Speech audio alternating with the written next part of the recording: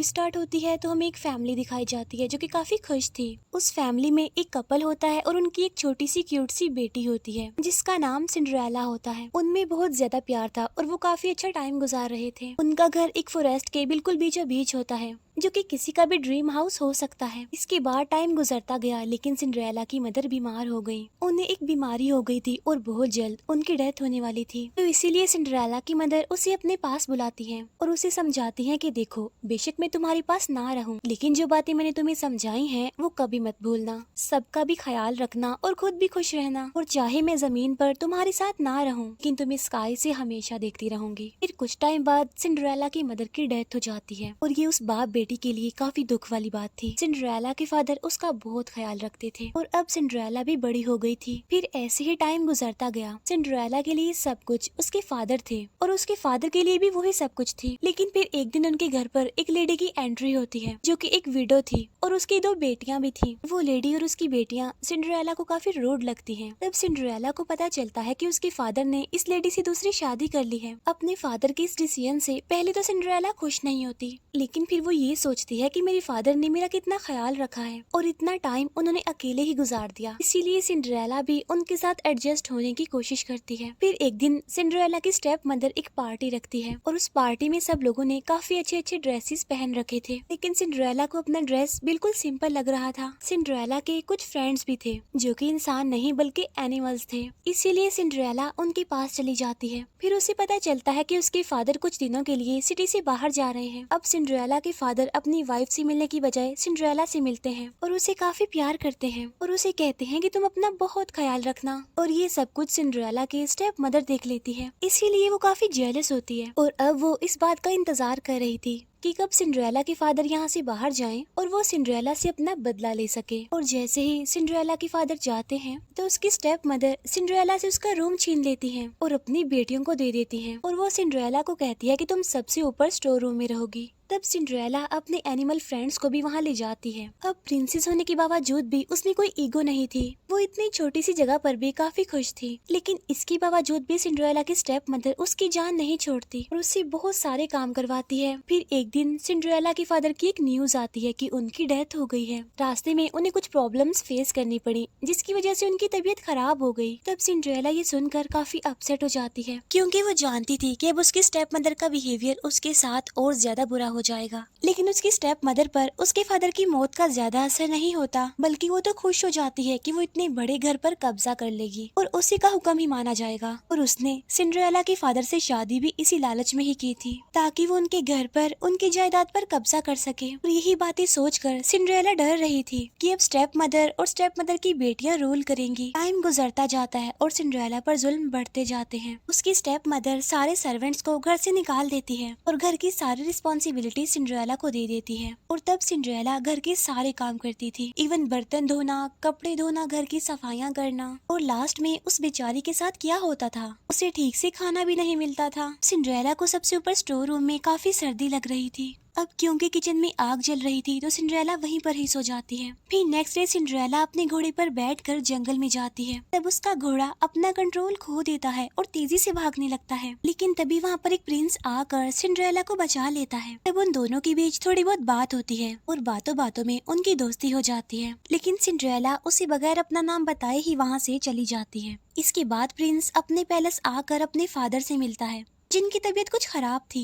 यहाँ पर प्रिंस के फादर उसे कहते हैं कि तुम जल्दी से अपनी शादी कर लो क्योंकि मैं अपनी जिंदगी में ही तुम्हारी ब्राइड देखना चाहता हूँ। तब प्रिंस कहता है कि ठीक है, जैसे आपकी मर्जी। तब किंग कहता है कि हम एक इवेंट रखेंगे, जिस पर प्रिंस जवाब देता है कि हाँ क्यों नहीं, लेकिन मैं अपनी ब्राइड इस तरह से सिलेक्ट नहीं करूंगा कि सिर्फ रिच लोगों को ही बुलाया जाए। आप सिटी की सारी फीमेल्स को इनवाइट करेंगे, फिर चाहे वो अमीर हो या फिर गरीब, और मैं उनमें से ही सिलेक्ट करूंगा। असल में बात ये थी कि प्रिंस को सिंड्रेला पसंद आ चुकी थी, लेकिन प्रिंस को ना तो उसकी लोकेशन का पता था और ना ही उसके नाम का पता था। इसीलिए उसने सिंड्रेला को ढूंढने का ये तरीका चूज किया, सब फीमेल्स को इनवाइट करके। फिर इस इवेंट की डेट अनाउंस की जाती है और इस अनाउंसमेंट को सिंड्रेला भी सुन लेती है। वो काफी एक्साइटेड होती है कि वो भी इस इवेंट में जाएगी। तब घर जाकर वो ये बात अपनी स्टेप मदर को बताती है। तब ये सुनकर उसकी स्टेप मदर उसकी बात को इग्नोर करके अपनी दोनों बेटियों को कहती है कि तुम रेडी रहना, क्योंकि वो प्रिंस के साथ अपनी बेटियों को ही देखना चाहती थी।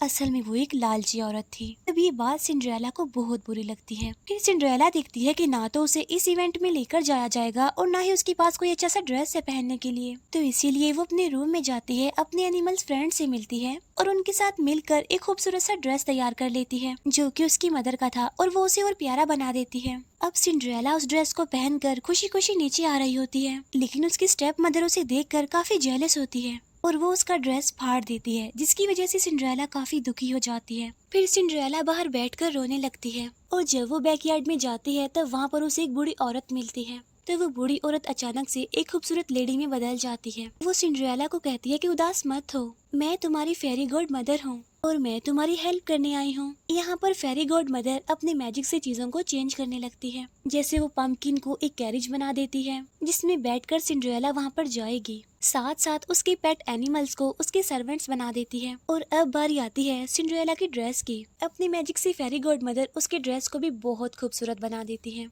आइस ब्लू कलर का, और पाँव में पहनने के लिए क्रिस्टल के जूते देती है जो कि शीशे के बने हुए थे। इसके बाद फेरी गॉड मदर कुछ स्पेल्स बोलकर उसके फेस पर मैजिक करती है ताकि पार्टी में उसकी स्टेप मदर और उसकी स्टेप सिस्टर सिंड्रेला को ना पहचान सके। यहाँ पर सिंड्रेला उस कैरेज में बैठकर पैलेस के लिए निकल जाती है। सिंड्रेला जब पैलेस में पहुंचती है तो बहुत खुश होती है, और रही बात प्रिंस की तो वो तो उससे ज्यादा खुश था उसे देखकर, क्योंकि वो काफी देर से उसका वेट जो कर रहा था। पैलेस में मौजूद जितने भी लोग होते हैं वो सारे के सारे सिंड्रेला को देखने लगते हैं। इसके बाद प्रिंस सिंड्रेला को आगे बुलाता है और वो दोनों डांस करने लगते हैं। यहाँ पर सिंड्रेला की स्टेप मदर और उसकी सिस्टर्स उसे नहीं पहचान पाती क्योंकि फेरी मदर ने मैजिक ही ऐसा किया था, और वो दोनों डांस करते करते किसी अलग ही जगह पर आ जाते हैं। वो लोग एक सीक्रेट गार्डन में आ जाते हैं जहाँ पर पहले कोई भी नहीं आया था। वो गार्डन बहुत ही प्यारा था, वहाँ पर एक स्विंग भी होता है। प्रिंस सिंड्रेला को उस स्विंग पर बिठाता है और खुद ही उस स्विंग को झुलाने लगता है, लेकिन इसी दौरान सिंड्रेला का शूज उतर जाता है। तब प्रिंस वो शूज भी उसे खुद ही पहनाता है। प्रिंस उसे कहता है कि तुम कितनी खूबसूरत हो, आज से पहले कहाँ थी तुम,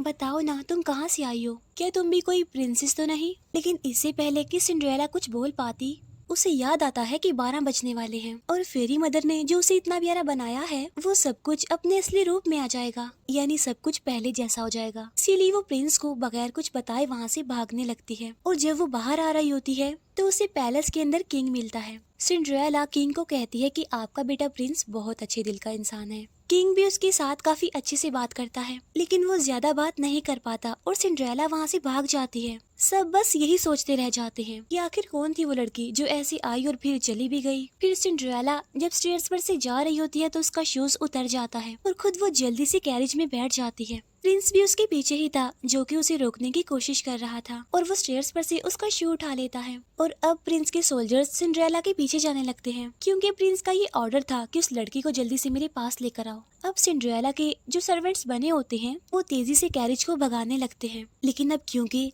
सोल्जर्स भी उनके पीछे ही थे तो इसीलिए सिंड्रेला के सर्वेंट्स रास्ते में आने वाला दरवाजा बंद कर देते हैं, जिसके बाद ये लोग आगे निकल आते हैं और सोल्जर्स पीछे ही रह जाते हैं, और फिर वो सब अपने असली रूप में आ जाते हैं जैसे वो पहले हुआ करते थे।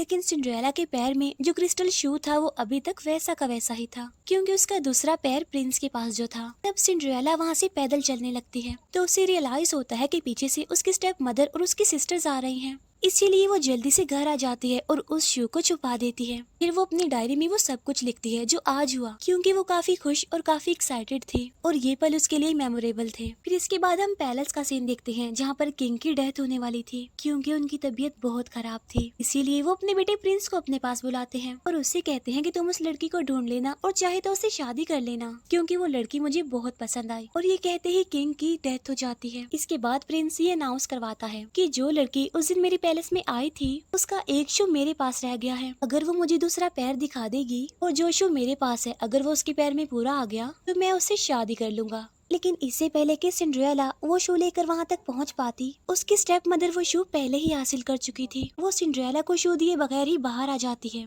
और उसे कमरे में लॉक कर देती है। फिर नीचे जाकर वो शू का एक टुकड़ा प्रिंस के खास आदमी को देती है और कहती है कि ये जाकर प्रिंस को दिखा दो। और उसने ऐसा इसीलिए किया था ताकि उसकी बेटियों की शादी या तो प्रिंस से हो जाए या फिर पैलेस के किसी अच्छे आदमी से हो जाए। तो वो आदमी प्रिंस के पास आता है और उसे कहता है कि मुझे ये शू मिला है लेकिन मुझे वो लड़की नहीं मिल रही। ये सुनकर प्रिंस कहता है कि ऐसा कैसे हो सकता है, तुम ऐसा करो कि शहर की सारी लड़कियों को इकट्ठा करो और बारी बारी सबको ये शू पहना कर देखो, और जिसको भी ये शू पूरा आ गया उसे मेरे पास ले आना। लेकिन ये क्रिस्टल शू तो किसी नाजुक से पैर के लिए ही बना था, और ये शू टाउन की किसी भी लड़की को नहीं आ रहा था। टाउन की हर लड़की का पैर चेक कर लिया जाता है, इवन सिंड्रेला के स्टेप सिस्टर्स को भी वो शू नहीं आता। सिंड्रेला ऊपर स्टोर रूम में अकेली उदास बैठी होती है। तभी एक बर्ड उसके रूम की विंडो को खोल देता है, और सिंड्रेला उस वक्त गाना गा रही थी और उसकी सिंगिंग की आवाज नीचे चली जाती है, जहाँ पर प्रिंस के सोल्जर्स, उसका कैप्टन और उसका कोई खास आदमी खड़ा हुआ था। प्रिंस का कैप्टन कहता है कि मुझे किसी लड़की के गाना गाने की आवाज सुनाई दे रही है। वो सिंड्रेला की स्टेप मदर से पूछता है कि आपके घर में कोई और भी है क्या।